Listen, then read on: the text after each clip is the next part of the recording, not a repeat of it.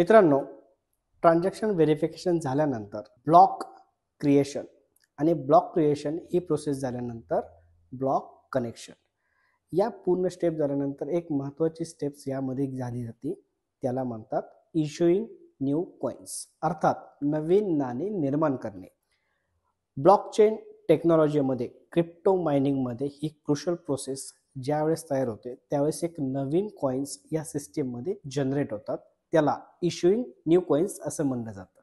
मित्रांनो, क्रिप्टोकरन्सीची एकमेव ओळख म्हणजे डिसेंट्रलायझेशन. ही एकमेव ओळख असल्यामुळे आज क्रिप्टोकरन्सी जगाच्या उंबरठ्यावरती अर्थात राज करत आहे. डिसेंट्रलायझेशन टिकवणे यालाच अर्थ असा असतो की या सिस्टीमवरती कुठल्याही एका संस्थेचं कंट्रोलिंग नसावं, यासाठी मायनरचं योगदान अतिशय महत्त्वाचं मानलं जातं.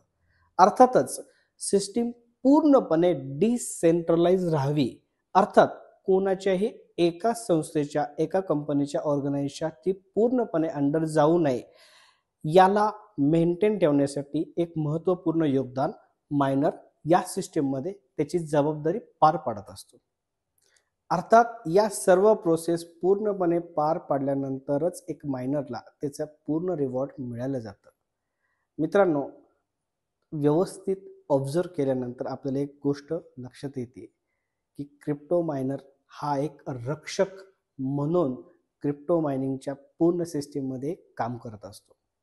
त्याचं काम एकच असतं की झालेले व्यवहार व्हेरीफाईड करणे, ट्रान्झॅक्शन व्हेरीफाय केल्यानंतर त्याचे ब्लॉक्स तयार करणे, ब्लॉक्स तयार केल्यानंतर एक ब्लॉक दुसऱ्या ब्लॉकशी कनेक्ट करणे आणि डिसेंट्रलाइज सिस्टीम मेंटेन राहण्यासाठी एक महत्त्वपूर्ण योगदान करणे. या बदल्याचा रिवॉर्ड तो मायनरला मिळत असतो.